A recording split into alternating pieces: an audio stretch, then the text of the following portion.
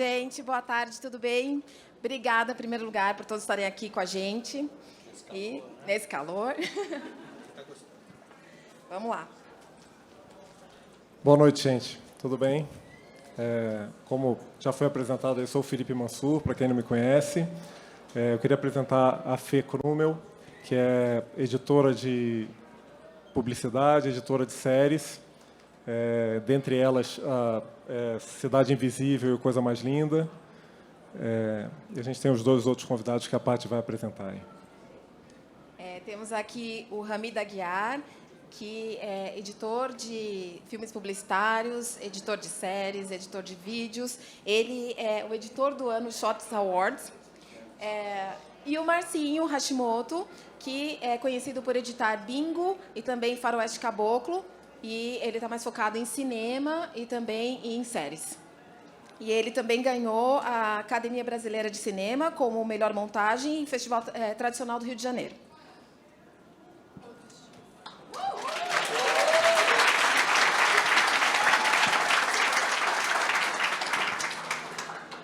Bom, vamos começar aqui. Tem uma pergunta para a Fê.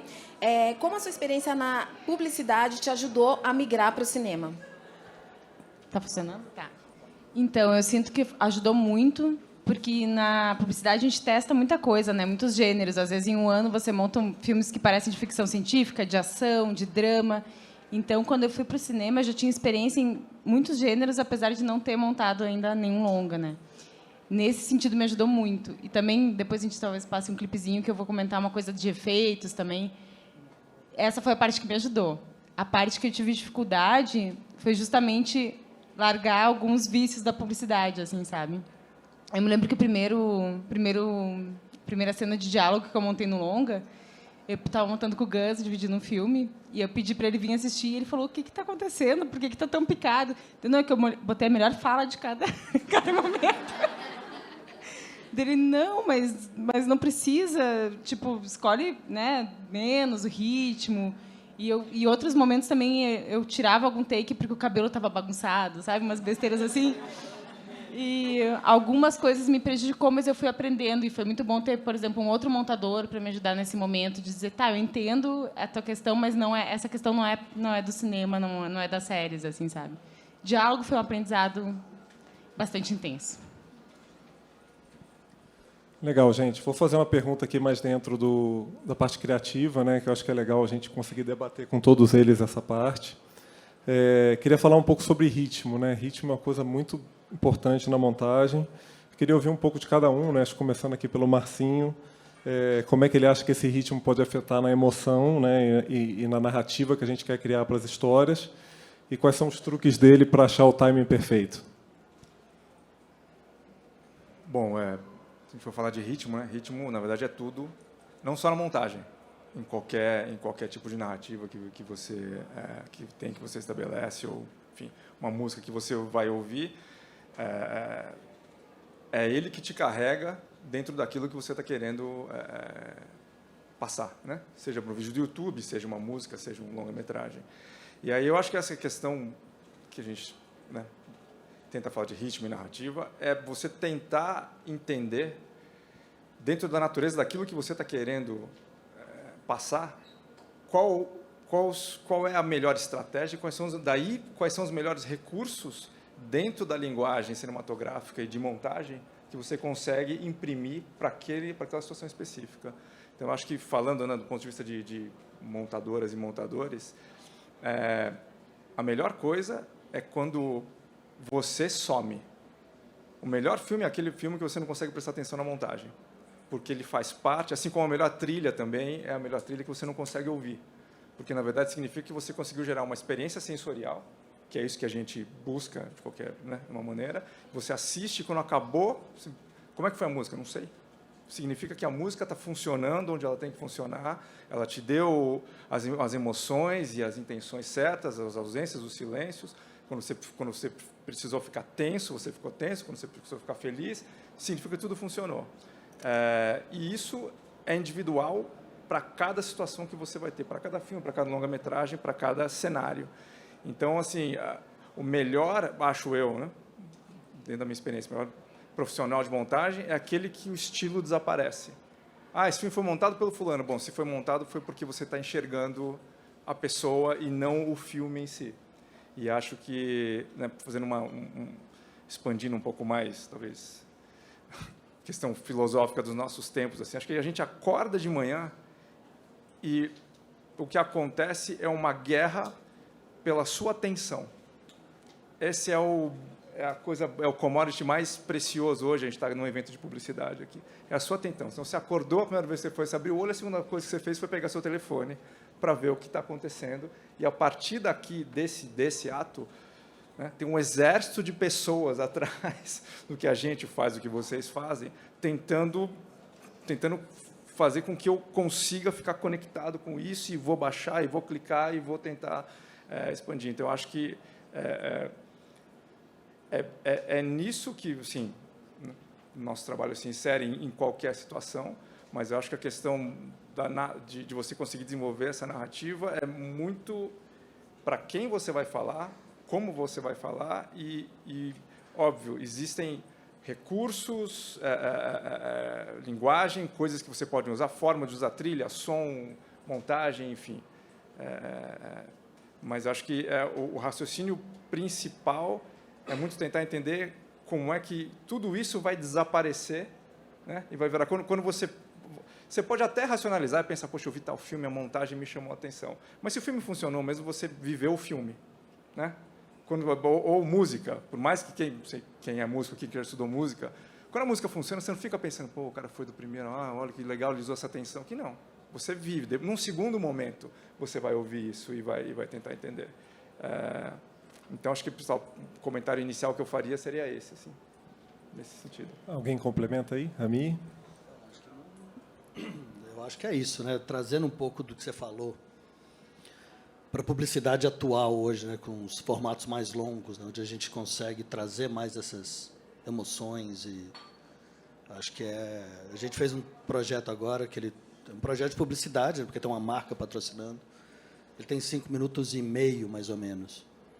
Então, a gente consegue trazer todo um pouco dessa parte cinematográfica, né? E edição, e sensibilidade, e é isso, né? O ritmo, a música, que é tudo uma fluidez só, né? Tentar fazer que tudo isso, e todo mundo que assiste fala, não parece que tem 5 minutos, parece que tem menos. Então, acho que essa fluidez, você sentir é isso, né? A sensibilidade da peça, né? Acho que é meio isso. Eu acho que eu incluiria, falando das séries, que as séries têm uma coisa muito louca ultimamente, que eu fico chateada, porque no cinema, por exemplo, você tem um tempo para setar a história, né? Para entrar naquele universo, e é um tempo que eu sinto mais caloroso. Nas séries, tem muito medo dos primeiros 5 minutos, porque as pessoas têm dado essa atenção, essa busca pela atenção, as pessoas têm dado muito pouco tempo para ver se vão gostar ou não daquela série. Então, você tem que, às vezes, comprimir muita coisa e mudar tempos que você usaria diferente no cinema para não perder essa atenção. Mas, assim, pelo menos o que eu tenho sentido é que é assim, uma pressão no começo do primeiro episódio e depois os tempos começam a ser mais, de novo, humanos, não sei. É engraçado isso que você comentou, porque acho que faz uns 6 anos atrás teve essa leva de filmes de Oscar, assim, eu lembro de estar assistindo, e a sensação que me dava era de falar assim, eu já paguei o ingresso, eu já estou aqui, você não precisa, entendeu? Começar com algo nesse sentido, porque é um pouco o meio, né, influenciando essa narrativa e o medo e o desespero da pessoa, porque se você está vendo alguma coisa aqui, né, onde as pessoas consomem série, você já tem, né, se não me pegou, e aí tem o barulho e tem, enfim, estímulos externos. Eu lembro não sei falar nomes, eu lembro era quase um curta, né, que você tinha aquele do túnel. Sim. Que o Rami montou ali, e aí... Aquele ali tem, acho que 11 minutos. 11 minutos, exatamente. Assim, E aí e era uma coisa para o YouTube, foi um sucesso estrondoso ali, né? Foi. Mas eu lembro que o Rami mandou, aí quando eu assisti, era assim, começava já com um flash forward que se resolvia dali a 2 minutos.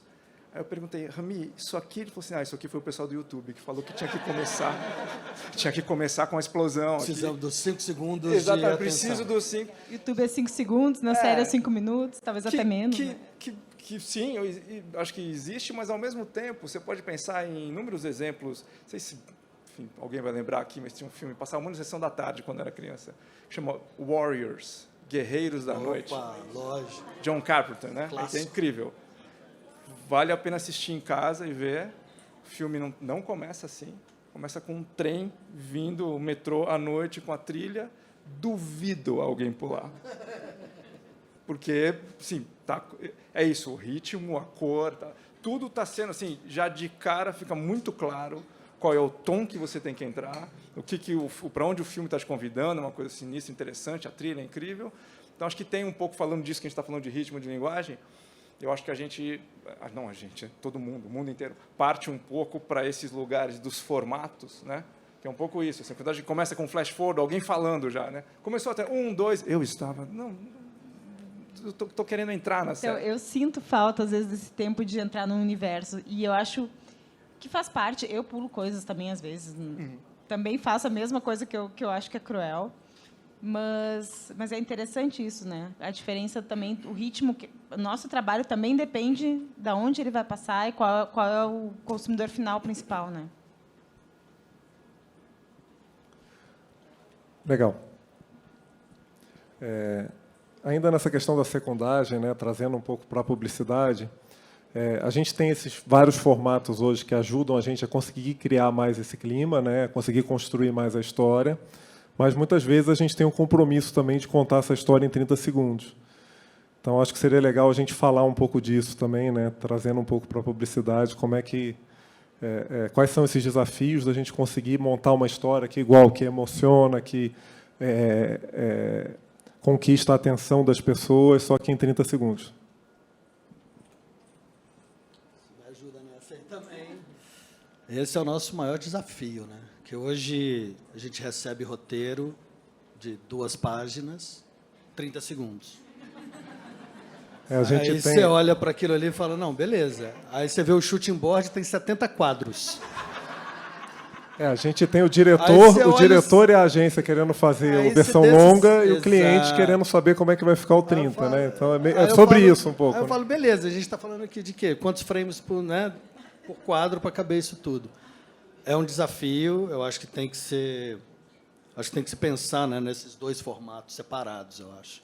Poderia, obviamente, você tem sua peça de 30, mas o formato digital, né, o que vai, os 60 segundos é o clássico, mas, cara, acima disso, vamos pensar nele de uma maneira como uma outra peça separada e pensar num outro projeto como 30 segundos, tentando trabalhar aquilo ali. Porque é um desafio e, às vezes, todo mundo fala... vou dar um exemplo aqui de um filme de Heineken, que é... Cara, você não entende nada do filme, é um monte de corte... E foi. Aí todo mundo fala, pô, mas eu não entendi nada do filme. Você fala, porque todo mundo... É colocar São Paulo dentro de Osasco, assim. Não cabe, não dá.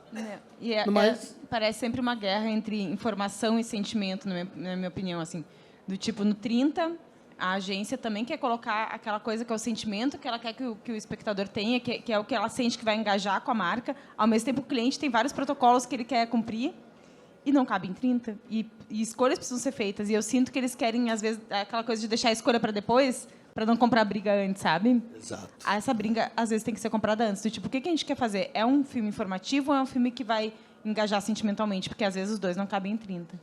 Mas eu aproveitar que o Vitor está aqui... Mas, cara, quem sabia montar filme em 30 segundos era Fábio Fernandes.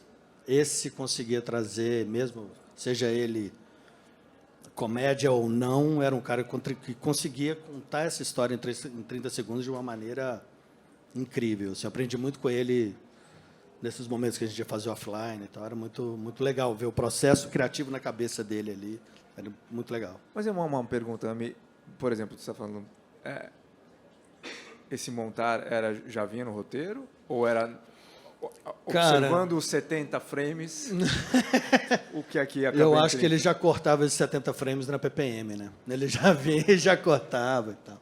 Mas era o timing dele de montagem era como poucos. Como poucos aqui acho que quem trabalhou com ele sabe que era um cara que tinha esse time. Ele aposentou? Ele, eu não sei, ele Não. parou, Tá falando né? no passado, Acho né? Ele, Morreu. por enquanto, eu não sei, mas...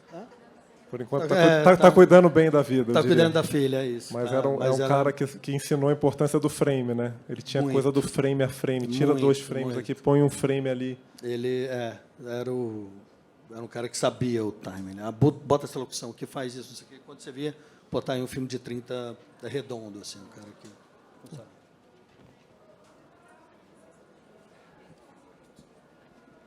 É uma pergunta para a Fê e também para vocês. Como é, assim, o mercado, na verdade, de edição é muito masculino.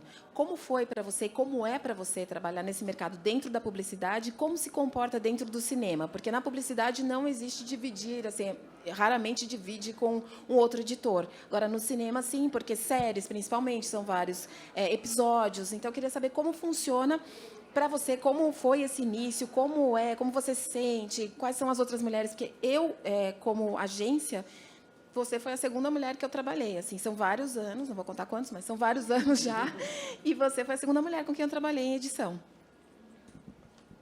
Então, essa é uma questão bem complexa, eu acho, e eu acho que eu posso responder só da minha experiência, e a da uma colega próxima pode ser completamente diferente. Eu acho que não é uma questão do indivíduo, a questão da falta de mulheres montadoras, eu acho que é uma questão do sistema. A gente teve agora a palestra das mulheres diretoras que também falou sobre isso. Eu acho que na publicidade existe uma ligação muito grande com as empresas.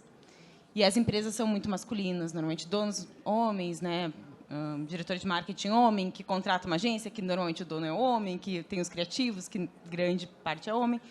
Então, acho que não tem uma proibição das mulheres na publicidade, não tem tipo paredes que nos impeçam de entrar, mas não chega a ser um ambiente muito acolhedor, talvez, ou convidativo. Eu acho que já melhorou muito de quando eu comecei. Eu acho que quando eu comecei, levou muitos anos até eu encontrar outra mulher na montagem publicitária, no cinema, assim, em outras coisas assim. Acho que foi a Carol Leone. Eu me lembro que eu cruzei numa ilha e tinha uma mulher montando publicidade. Eu dei uma rezinha, assim, tipo... Mas, assim, na época, eu não pensava muito sobre isso. E não percebia muito isso. Como, hoje em dia, acho que é uma coisa que se fala e daí tu começa a olhar. Tipo o filme da Barbie. Você sai da caixa e pensa, meu Deus, é verdade. Mas eu não pensava tanto sobre isso como eu penso hoje. E quando você comentou que talvez fosse um assunto para a gente falar... Eu parei para contar. Nós temos uma associação de montadores aqui em São Paulo. O Rodolfo está com a roupinha. E ela é uma representação muito forte do mercado. Quando a gente começou, há 7 anos atrás, eram 37 montadores no total, 4 mulheres, era 10%. E agora a gente está no WhatsApp... 200 pessoas associadas, mas no WhatsApp é só 180 e tantas, eu acho. E eu parei para contar, para ver o número. Acho que deu 37 mulheres, ou seja, 20%. Dobrou em 7 anos, mas ainda assim é um número pequeno. E a gente tem um outro grupo do WhatsApp que chama MMA, que é das mulheres montadoras aqui de São Paulo. Algumas moram fora, mas atendem aqui. Tem 311 mulheres. Ou seja, não é falta de mulheres talentosas, é falta de inserção no mercado. Eu sei que não é muito otimista a minha fala, mas é a realidade, né, do momento, assim. Então, eu posso dar dicas de como lá atrás eu, de repente, fiz, mas eu sempre... Qualquer montador que a gente conversa, cada um tem uma história. E eu posso falar e posso dizer como eu fiz, e pode ser útil para alguém, como pode ser completamente inútil. Mas, da minha história, uma coisa que eu acho que pode ser útil tanto para montadores homens quanto mulheres é que eu procurei lugares onde eu me senti acolhida e onde eu tinha a possibilidade de crescer junto com as pessoas. A Nádia está aqui, não? A Nádia me deu meu primeiro trabalho na Zeppelin. Primeiro, não trabalho, mas o trabalho que eu fiquei muitos anos e aprendi muito lá. Eu não sei como ela teve coragem, eu era bem maluca, eu tinha o cabelo vermelho. Mas, meio rosa, estava desbotado. E foi um lugar que me acolheu muito bem. E um lugar onde eu aprendi muito. E essa foi a minha dica, assim, eu não fiquei em lugares onde eu não me sentia bem por mais tempo do que necessário. Eu aprendi o que eu tinha para aprender e buscava outro lugar. E na Zeppelin, o que eu fazia tinha o Federico Brioni e o Francisco Antunes, que são montadores muito legais, que eu aprendi muito, eu fazia assistência para eles. E eu usava esse momento da assistência como um lugar para criar confiança, sabe? Do tipo, eu fazia os selects para eles e daí perguntava, tem problema se eu montar uma versão e te mostrar? Isso numa época que eu não podia levar o HD para casa. Era um equipamento meu que a gente fazia na madrugada, que era o Avid que a gente dividia, né? E dele, não, claro. Então, eu fazia o select, depois disso eu fazia uma versão, mostrava, e eu tinha esse momento de, olha, aqui eu acho que você acertou, aqui eu sinto isso, aqui eu sinto aquilo. Então, quando eu comecei a montar, eu já tinha uma confiança que eu fui construindo. É um processo um pouco lento, mas me ajudou. O que eu sinto hoje em dia, quando, por exemplo, às vezes me ligam, eu não posso, e daí perguntam, tem uma mulher para indicar? E eu sempre digo, claro, eu tenho fulano. Eles logo perguntam, e como é que é o portfólio da pessoa? Eu sinto que eles querem mulheres montadoras, mas com um portfólio já muito extenso. E isso não cria do dia para a noite. Eu pergunto, a pessoa já tem filme de X, de tal produto? E eu fico pensando, se tu der esse para ela, ela vai ter, né? Só que as pessoas na publicidade têm medo, e eu entendo medo, porque a publicidade é uma roda que está girando muito rápido, com orçamentos muito altos, não tem tempo para erro, não tem... Então, o que eu acho que, sim, a mulher montadora pode, como indivíduo, se esforçar e criar mecanismos para ter confiança e mecanismos para trabalhar muito bem, mas eu sinto que o mercado tem que criar os mecanismos para inserir ela também, sem esperar que ela tenha um portfólio gigante, sabe? E alguns mecanismos podem ser desde, tipo assim, eu não tenho coragem de dar esse filme com orçamento gigante, deixa eu primeiro testar essa pessoa com um filme com orçamento menor, e se funcionar, eu dou orçamento gigante. Ou, como você falou, não tem parcerias, como a gente tem nas séries. E foi também muito louco. Quando eu fui para as séries e para os longas, tinha muita mulher montadora em relação à publicidade. Eu falei, gente, onde é que vocês estavam? E eu acho que tem essa relação da grana, das empresas, entendeu? Criar duplas. Porque, assim, na publicidade não se trabalha normalmente em dupla, mas, às vezes, tem campanhas que tem trocentos filmes. Pega um montador que você já tem confiança e faz ele fazer uma dupla com uma montadora que você está querendo experimentar, entendeu? E era isso, eu acho. Não sei se ajudou.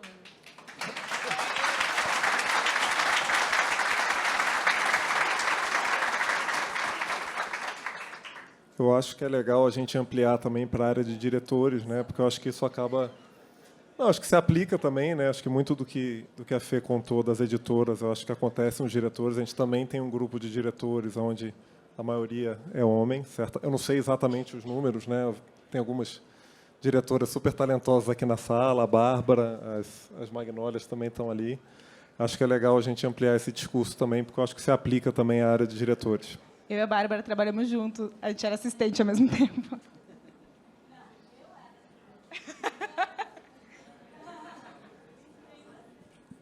A Bárbara já chegou chegando. Agora, para vocês, especificamente acho que Rami e Fê, a relação processo gringo do processo com o processo brasileiro, incluindo a questão dos cronogramas, né? Porque na Wieden Kennedy, por exemplo, a gente tem uma adaptação do processo gringo, porque a gente sim contrata toda a equipe de pós, mas respeitando as indicações dos diretores. Mas eu sei que o processo gringo é completamente diferente do que a gente faz aqui. Então, queria saber do lado de vocês, como vocês sentem, principalmente a questão de cronograma. Vixe, Maria, vou me demitir aqui agora. Não, eu acho que aproveita, esse é o momento para você mudar o mercado. Não, eu acho que a primeira coisa é a diferença entre trabalhar para fora, que eu tenho trabalhado bastante, nos Estados Unidos, principalmente, e do Brasil, é tempo. O tempo de maturação do filme, o tempo que você tem de poder sentar e digerir material, o tempo que você tem de... Enfim, não é igual aqui, que você... 4 diárias e me apresenta depois da manhã. Que é puxado. Mas lá você tem esse processo. Obviamente, a agência te dá um certo prazo para fazer o seu corte, para apresentar para o diretor. Aí você senta com o diretor, você matura aquilo por um tempo. Normalmente, aí vai mais 1 ou 2 semanas entre agência e cliente, e aí é tentativa, né? Edição é tentativa, erro, né? Você tem que... Aqui eu acho que a gente não tem muito esse tempo de poder errar e testar coisas. É isso ou não é? E, cara, puta, poderia ter feito isso melhor. Poderia ter... Esse corte aqui poderia estar... esse tempo... puta, poderia ter gastado esse tempo um pouco melhor em outras coisas. E aqui eu acho que está tudo muito, cada vez mais insano, eu acho que é a palavra. E eu acho que até o tempo existe, mas ele é usado de uma maneira muito ansiosa. Exato. Tipo, tu não usa esse tempo para ir dormir, bater o olho, acordar de manhã e rever, e daí conseguir... Não. Sim. Insanamente fazendo 1000 coisas sem parar e... Pera, deixa eu dar uma batida de olho, né? Sim, eu acho que falta isso de tempo, né? Principalmente a publicidade hoje, ela saiu muito dos 30 segundos, dos 60 segundos, ela está se expandindo no tempo e as pessoas estão diminuindo esse prazo. Então, é um filme de 2 minutos e meio, 3 minutos, mas você tem 2 dias para montar. Você fala, cara, a matemática meio que não bate muito, assim. E assim, eu acho que a maior diferença é essa, assim, é o tempo. O cronograma é uma coisa que vale, né? Não é só um papel, ele vale. Quando eu estou lá fora, eu já sei os horários das reuniões, das agências, do cliente, já tem esses horários. Eu vou contar uma história rápida aqui, que eu fiz um trabalho para uma agência. E aí a gente já tinha todos os horários, todas as agendas, e tinha que aprovar o corte num sábado. Esse projeto foi em julho, a gente já tinha agenda em maio, de tudo. Então, todo mundo já sabia dos horários, já tinha tudo organizado. E aí um cliente falou, puta, não vou poder ir no sábado. Aí o produtor, gringo, o RTV lá, sentou, levantou uma planilha, levantou um custo para o cara de, sei lá, $100 mil. Falou, não, beleza, para você não vir no sábado, vai te custar isso. Qual o motivo que você não quer vir no sábado? Você vai trocar, eu vou precisar contratar outro montador, que ele está comigo só até o sábado, eu vou mudar todas as passagens executivas de todo mundo, etc, etc, etc. Cara, é isso. Então, acho que falta um pouco de respeito com o cronograma, em relação à ansiedade das pessoas de quererem ver uma coisa, e aí o crono aparece. E aí começam as refações que poderiam ter sido pensadas na montagem antes, com um pouco mais de tempo de maturação do material. Acho que é isso. Eu concordo. E, inclusive, até eu acho que essa questão do não respeito ao crono está mudando a forma como até a gente pensa os orçamentos, né? Porque sempre se orçou, às vezes, por peça e tal. O não respeito ao crono está levando a um orçamento por semana, porque você pensa um tempo para aquele filme, você pensa, eu vou levar X tempo, vai custar tanto. Quando vê, esse filme se estende por muito tempo e começa a entrar no cronograma dos outros filmes. E isso faz você ter que contratar mais assistente, você ter que reformular o seu dia. E eu acho que impacta a peça também, sabe? Impacta muito, é isso. É o processo criativo que você teria ali 2, 3 dias a mais para poder deixar o filme mais emocional, ou mais engraçado, ou, né, enfim. Você corre no início e depois vira um longo processo de bagunça um pouquinho de bate-voltas e etc. É isso. Você sempre me pergunta, quanto tempo? Eu falei, eu sempre vou pedir mais um dia. Eu vou te dar uma semana, eu vou dar 8. Te dou 10, eu quero 11. Você tem 10, é sempre... Esse dia a mais é onde eu sempre vou trabalhar som, eu adoro trabalhar sound design nos filmes. Fazer uma versão diferente. Tipo assim, Pensar essa numa versão outra está coisa. funcionando, mas eu gostei tanto daquele plano, mas ele não funciona nessa. Exato. Essa aqui está guardada, deixa eu fazer uma outra, né? Exato. É sobre isso, é sobre tempo. Tempo na montagem. Né? Eu queria trazer isso agora para o Marcinho, sobre o tempo. Tempo de montagem nos longas e... Tempo é aquilo que falta, né? Sempre. Sempre vai querer mais uma semana. Eu acho que quando o que vocês estavam comentando aí, a Fê que faz série também, quando a gente começou, né, essa onda de streamings, assim, a relação é parecida, né? Porque você começa uma série, você já sabe que dia que você vai entregar, quando é que vão ter o processo, não sei se dá para falar isso, mas se aproxima mais de um processo publicitário nesse sentido. Não que um longa-metragem não tenha também, porque às vezes a parede é o festival X que você vai tentar, mas é um pouco mais orgânico nesse sentido. Assim. É o tempo que o filme precisa, né? Porque cada filme tem um tempo diferente. Exatamente. Né? Às vezes, porque tem uma frase de uma amiga assistente que ela fala assim, demora 9 meses para nascer. Pode nascer de 7? Pode, mas a gente vai ter que lidar com os problemas que acontecem. E acho que, talvez, não só pela duração, né? Mas acho que tem uma coisa...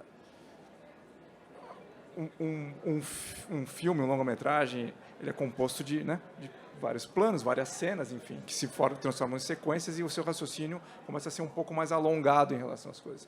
E você pode ter uma série de cenas que estão incrivelmente bem atuadas, montadas, fotografadas, Quando vai colocar tudo mas elas não junto. pertencem ao filme quando você assiste. Às vezes tem aquela cena que você demorou 3 semanas montando, que foi a melhor coisa que você fez na sua vida, que o diretor, o fotógrafo, a atriz, às vezes você vai ter que cortar um personagem inteiro da trama, de um ator ou de uma atriz que foi lá e viveu todo aquele processo, mas quando você assiste o filme, aí você tira essa cena e gruda de novo e aí o filme flui. Então, acho que é um pouco... É um olhar técnico ali e de dramaturgia e tudo mais, mas, ao mesmo tempo, é imponderável. Você não sai falando isso, né? Tem histórias, enfim, não ficar alongando, mas existem histórias e histórias de toda pessoa que já montou fala assim, cara, é isso, eu tive que trocar, a gente teve que inverter, ou teve que inverter o roteiro inteiro. Né? Então, isso tudo dentro de um prazo, mas ele é menos estruturado no sentido de que, quando você faz um longo com a Netflix, tem ali o dia que precisa, porque tem alguém que tem que ver e tem que dar o retorno do que está assistindo. Mas é mais orgânico com o trabalho, porque aí o produtor também está junto e está entendendo esse processo. E os steps são esses, né? Sobe todas as cenas, depois faz o primeiro juntão, depois afina, depois percebe o que não é. Aí, às vezes, tem que voltar e refazer algumas cenas, porque dentro do todo elas não estão funcionando. Mas as séries, elas têm, eu acho que os mesmos steps, só que dentro do que é possível naquele cronograma. E eu acho que quando começou a ter séries da Netflix, melhorou, na verdade, para a gente, porque a Netflix já tinha um entendimento do que era mínimo para uma série de 30 minutos, o que era mínimo de semanas para uma série de 45 e 1 hora. E no Brasil não tinha muito isso antes. Acho que também, né? Era assim, a grana é tanto, então é 3 semanas para montar esse episódio de 30 minutos. A grana é tanto, então era mais baseado no orçamento. E a Netflix veio dizendo, não, a gente exige que eles tenham 7 semanas, a gente exige que eles tenham 9 semanas.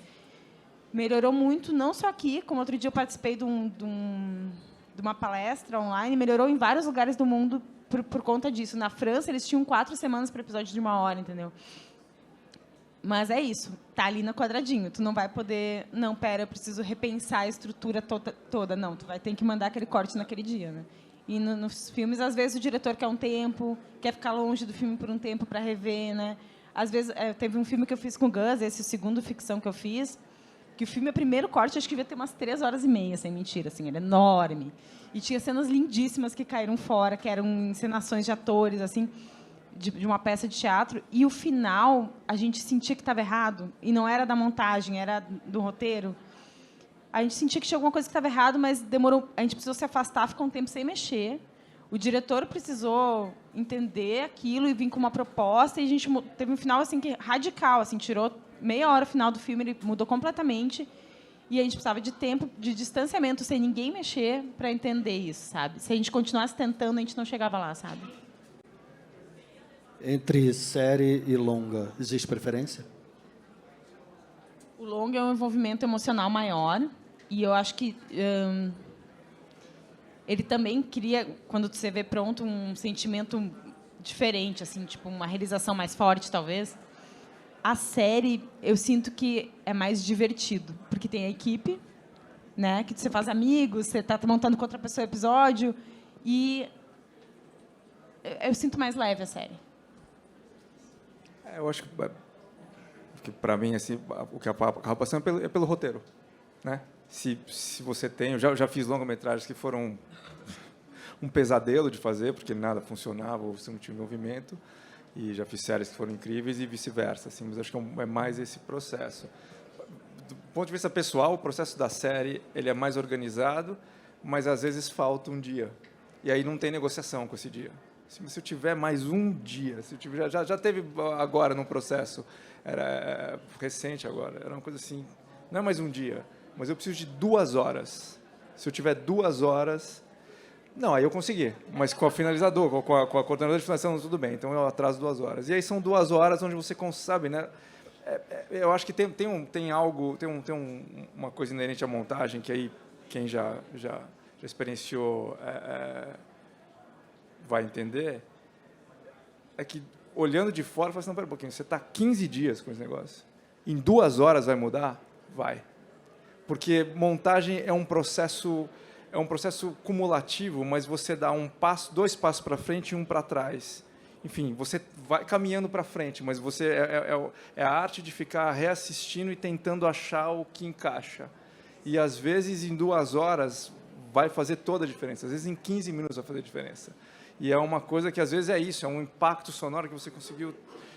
Em última instância, o que a gente está tentando manipular é esse impacto sensorial, de você assistir uma coisa, eu não sei por que eu estou gostando, mas eu estou gostando. E, às vezes, são pequenos ajustes que você só consegue achar quando você está dentro desse processo, né? Quem já, enfim, tem um momento ali onde você está imerso e, de novo, né? Quem já experienciou, que às vezes, não sei que trilha, você pega a trilha, estica e pá, deu certinho, assim. Isso ocorre. E às vezes você passa um dia inteiro tentando acertar a cena e não consegue, aí você vai dormir pensando, eu sou uma fraude, né? Aí acorda outro dia de manhã, na hora que abre o olho, você já sabe o que tem que fazer, mas você precisava dormir, entendeu? Porque aí cai numa coisa quase esotérica, mas não é assim. Agora, já depois de muito tempo, você entende que é o processo. É o processo. Eu vi uma entrevista de um roteirista um tempo atrás. Alguém já com a maturidade mais velha que já entendeu que é isso. Eu falei assim, não, eu entendo, são na última meia hora que vai sair. Então, eu sempre marco reunião X, porque a gente tinha marcado uma reunião aqui para a gente conseguir falar na quinta-feira, e eu não consegui, foi meio por isso, assim, porque não deu tempo, e eu tive que... Eu ainda estou nesse momento da angústia, não vai dar tempo, mas nesse momento dessa pressão, da limitação, que às vezes saem questões. E aí, quando você tem um processo, que não vou dizer engessado, mas cravado, onde as pessoas, né, a Netflix, você tem uma coisa ali que assim, não, entrega, a gente só conta até as 10 da manhã. Mas não era sexta-feira? Era. Não, mas é sexta até as 10 da manhã. Mas conversar depois, porque eu consegui já uns dias. Não, mas enfim. Mas cai um pouco nesse espaço. Então, tudo se adequa. No processo de série, o que eu sinto falta é um pouco esse... Né, quando você está numa outra situação, longa-metragem, dá para chamar o inimigo, né? Aquela coisa, chama o inimigo, vem cá. Vamos assistir junto aqui, o que você acha? Mais 3 dias, então beleza. Mais 3 dias, vai. O que eu gosto das séries é muito o trabalho em equipe. As séries têm feito equipes muito grandes e eu acho que eu tenho essa sensação que a gente tinha uma da Zeppelin, que eram, tipo, sei lá, 8 assistentes, mais 2 montadores, mas era uma equipe grande que você podia chamar alguém e dizer, olha aqui, o que você achou? A gente não tem mais esse olha aqui que eu sinto falta. Eu faço com o Fê, né? Que o Fê, eu sou casada com o montador, eu tenho alguém pelo menos para dizer meia hora e dar uma opinião. Mas eu ainda faço no online também. Eu montei agora um episódio com a Fê Pacheco, que eu torturei ela. Eu ficava assim, eu vou te mandar só uma cena de 2 minutos e meio, mas eu preciso que você me diga logo o que você achou, porque eu preciso botar aqui. E eu gosto dessa troca. Eu sinto nos longas, eu adoro fazer também, mas às vezes eu sinto uma solidão, sabia? De, tipo, não ter com quem trocar. Mas não é essa a melhor parte?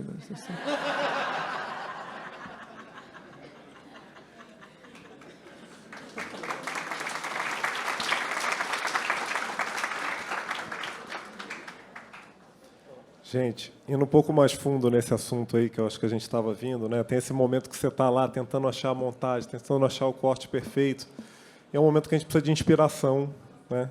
Para conseguir achar o clima que a gente quer passar. A pergunta que eu queria trazer é, essa inspiração, ela está só nas referências? Hoje a gente vive um mundo que tem muita referência, né? A gente consegue ter acesso a muita imagem, a gente que trabalha com publicidade, é muita coisa que é tendência e tal. Essa inspiração está só ali ou ela está na vida real também? Né? Porque a montagem, eu acho que é muito sobre isso também, né? Sobre você trazer um sentimento que é muito real ali, que a pessoa que vai assistir vai se conectar com aquilo, né?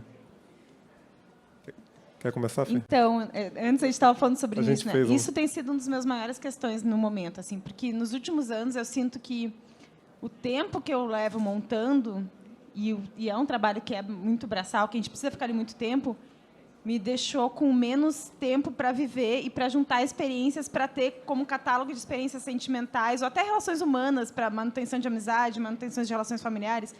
Eu comecei a notar isso mais quando eu fui mãe, há uns 7 anos atrás, que eu percebi, nossa, eu não tenho nenhum tempo na minha vida que eu não esteja montando. E eu, depois da pandemia, eu acho que eu senti mais falta de ter tempo de viver.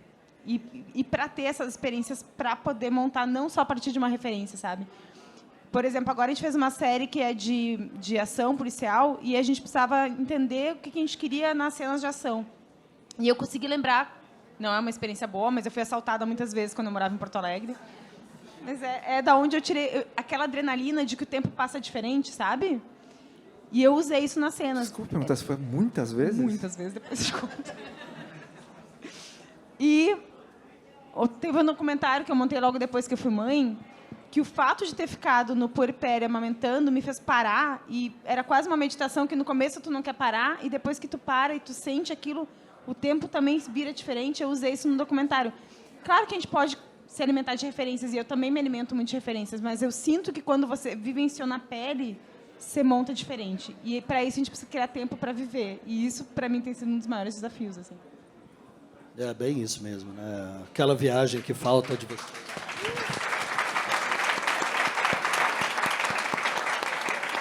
Uma viagem sem o laptop e alterações. Uma viagem sem laptop e alterações. Uma viagem, né, de se desconectar e poder... Né, a gente vive ali naquele nosso cubículo e... Mas eu consumo muita série, mais do que... hoje em dia eu tenho consumido bastante série. E minhas referências hoje têm vindo muito de série, assim, do que tem sido feito em série. Essa última que eu assisti agora, que foi a Bear, The Bear, a montagem, a gente conversou sobre ela, né, sobre que o briefing do diretor era... eu quero que as pessoas desliguem a televisão. Seja insuportável. Que seja insuportável, que as pessoas se sintam... com vontade de... Né? Você imagina você viver um briefing desse? Eu quero que as pessoas desliguem o canal que você está assistindo. Se sintam sem ar. Se sintam sem ar. E é isso, né? E, às vezes, trazer isso para montagem, principalmente na publicidade, acho que é uma referência boa que eu tenho. Legal. Não sei se o Marcinho quer complementar. A gente recebeu um aviso que faltam 10 minutos só. Acho que é legal a gente abrir para pergunta também, né? A gente está com a sala... super cheia. Queria agradecer a presença de todo mundo. Um comentário rápido, não é nem sobre as influências, mas acho que tem algo disso que a gente está falando, da natureza da montagem, que, diferente de colegas, assim, fotógrafos, diretores, né? Talvez diretor nem tanto, mas pessoal do set de filmagem, é um trabalho que não acaba. Entendeu? Ele nunca acaba. Num sentido, durante o processo, ele não acaba. Então, eu já fui em set de filmagem de longa-metragem, onde a diária acaba. E o que acontecer naquelas 12 horas, bom ou ruim, é o que está impresso e adeus. E aí, no set de viagem, de filme, no meio do sertão e tudo mais, acaba a diária e o pessoal vai tomar uma, vai relaxar, ler um livro. E no processo de montar não tem isso. Eu, no set, não tinha isso. E eu estava começando... Por quê? Porque os seus problemas começam durante a montagem. E aí, enquanto você não entregar aquele negócio, aquilo vai ficar... Não sei, mas eu acho que é isso, conversando com o colega. Mesmo depois que você entrega. E mesmo depois que você entrega, e depois você vai ver o negócio, depois quando é um longa-metragem... Sempre aquele corte que você pensa, aquela outra versão era melhor, porque... Então, quando você está depois do longa-metragem, você vai rever todos aqueles cortes de novo na mixagem, na edição de som, na mixagem, depois na cor, e aquilo vai... Enfim... Então, é um pouco, acho que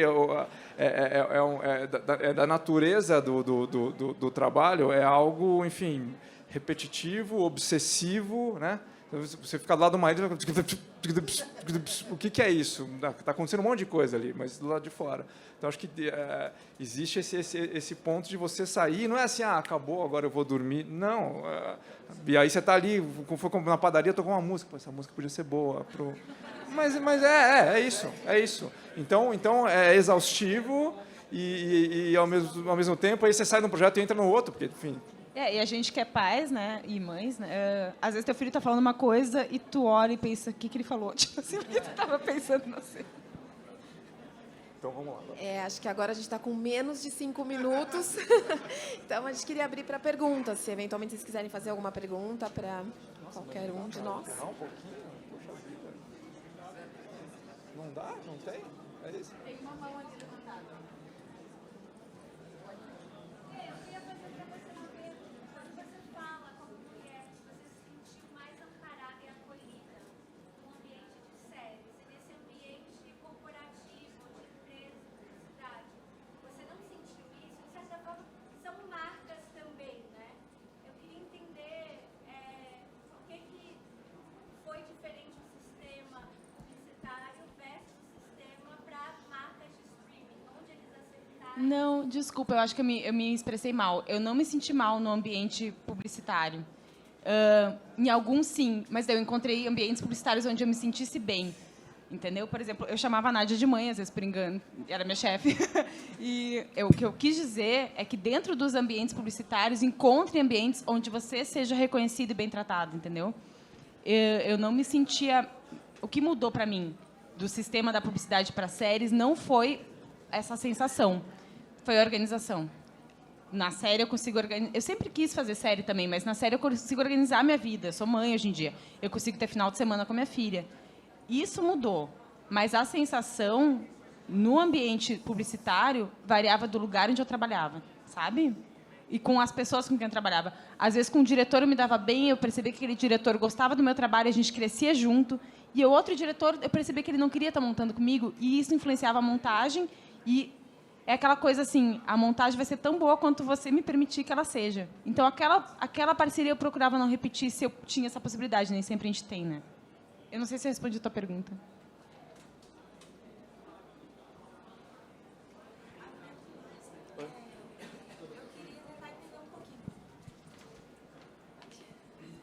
Eu queria tentar entender um pouquinho. Meu nome é Beatriz. Eu queria tentar entender que, quando você falou, você até brincou na parte que a solidão é a melhor parte do processo, quando você está criando.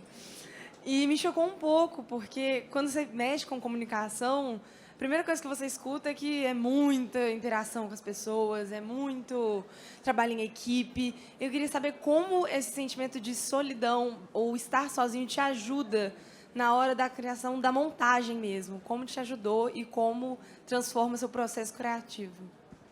Se você parar para pensar, né, do processo, desde, né, que hoje a gente monta em computador, mas o que era antes, né? Você tinha uma moviola numa sala escura, que precisava ser escuro porque era um filme, uma projeção ali. Então, assim, e aí não é só de montagem, mas qualquer outro trabalho nesse sentido, mas em especial montagem, é isso, você tem que trabalhar sozinho, até porque você faz barulho, né? A não ser que você põe um fone. Mas é um pouco, no meu caso, é que existe um momento ali, de qualquer processo, publicidade ou qualquer coisa, que é o momento do caos, assim, porque você tem um timeline vazio, um monte de material, em geral muito mais do que precisa, com um monte de expectativa. Quanto maior for o projeto que você tem, ou como eu, né, se eu fazer um filme, sei lá, da Nike, não sei o que, existe uma expectativa. Então, acho que tem esse momento onde vai todo mundo embora e fica você. E existe ali depois de X tempo, você vai ter que trazer alguma coisa. E cada decisão que você toma, né, de você colocar um plano, você está eliminando outros 50 planos que poderiam entrar. Vai começar do aberto, do fechado e tudo mais. Eu acho que, para quem vai para a montagem, existe, independente dessa questão de você querer, né, se comunicar e tudo mais, tem um chip ali que é o seguinte: você gosta de ficar sozinho, pensando sozinho, essas decisões são arbitrárias, apesar de que você vai, né, montagem existe uma coisa de você vai ter que dialogar com pessoas e tudo mais, mas por que você colocou no close? Cara, porque eu estou decidindo aqui como eu vou abrir no close, e depois tudo que você coloca no timeline fecham portas e abrem outras 50 possibilidades.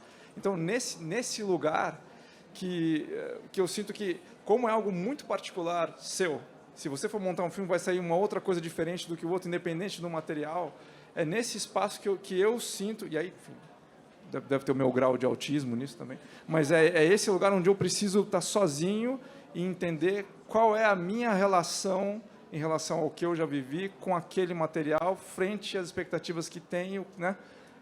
Porque se eu estou chamando a Beatriz para montar o filme, é porque anos atrás, a gente até tinha falado disso, conversei com um agente, por conta de um agente americano, por conta de um trabalho, e a gente começou a conversar, e ele falou assim: entendi, esse tipo de projeto que acho que você está descrevendo aqui, que é o lugar onde você deve estar no Brasil, as pessoas chamam você, já foi o seu repertório, não é? É por quem você é. Então, eu quero entender, entendi, gosto de você, gosto das suas posições, beleza, vamos ver o que vem. E acho que, ao menos para mim, esse lugar dessa solidão, e menos barulho, e menos, né? Assim, eu acordo muito cedo, para mim é o melhor momento. Por quê? Porque não tem ninguém acordado. Eu fazia antes de madrugada, mas era muito ruim ficar acordando. Estou acordando muito cedo agora, por quê? Porque é esse ponto onde você vai ter que estar sozinho com você mesmo para conseguir. E né? E depois, quando você põe de pé a história, legal, bom, estou confiante. Mas aí tem, né, o medo do goleiro diante do pênalti ali, que é o quê? Se você dá um play, que tudo aquilo que você construiu, que sai dentro de você, alguém pode falar assim, não funcionou. Então, acho que é nesse espaço que eu trouxe esse momento de realmente estar isolado para conseguir entender. E, invariavelmente, quando você acredita naquilo que você está fazendo ali, né, independente, mas não foi isso que o diretor pensou, não, mas a primeira pessoa que tem que acreditar é você. Primeiro espectador do filme. Né? Não, mas assim, sempre que a experiência acho que vai bater, sempre que você faz aquilo que o diretor te falou, alguém falou, e você está, mas eu não, foi o que pediram, mas eu não estou acreditando, não vai funcionar. De algum jeito tem um momento ali que fala assim, cara, se você acredita, vai funcionar, e aí daí vira um processo. Tá apagando a luz? É isso? Vira um processo. Tá. Mas eu gosto também de ficar sozinho, mas eu gosto daquele momento do almoço com a galera, sabe? Eu sinto falta disso, sabe? Ou por exemplo, eu montei uma série com a Helena Maura, que eu estava muito em dúvida de como começar a cena. Porque é isso, a gente toma 6.000 decisões por dia, né? Se eu começasse com o aberto e impactar todo o resto, eu não ia poder usar o aberto no meio, e tinha um momento do aberto no meio que eu gostava. Se eu começasse com plano sequência, eu não ia poder usar depois, também tinha um momento que eu gostava. Então, eu ficava testando o início só. E ela ficou ouvindo da ideia dela. E a gente foi almoçar junto, ela disse, Fernanda, o que está acontecendo? Aí eu não consigo decidir o início dela. E por que tu não montou as duas versões no tempo que você estava decidindo o início? Você tinha montado as duas. Eu, como assim? Porque eu faço isso na publicidade, mas no cinema a gente pode fazer várias versões da mesma cena. Daí ela, claro, daí na volta do almoço ela mostrou que na mesma timeline, se ela tinha uma, não sempre, mas se ela tinha uma dúvida, ela fazia às vezes 4 versões da mesma cena e deixava para decidir na hora de colocar no todo. Eu sinto falta dessa troca, entende?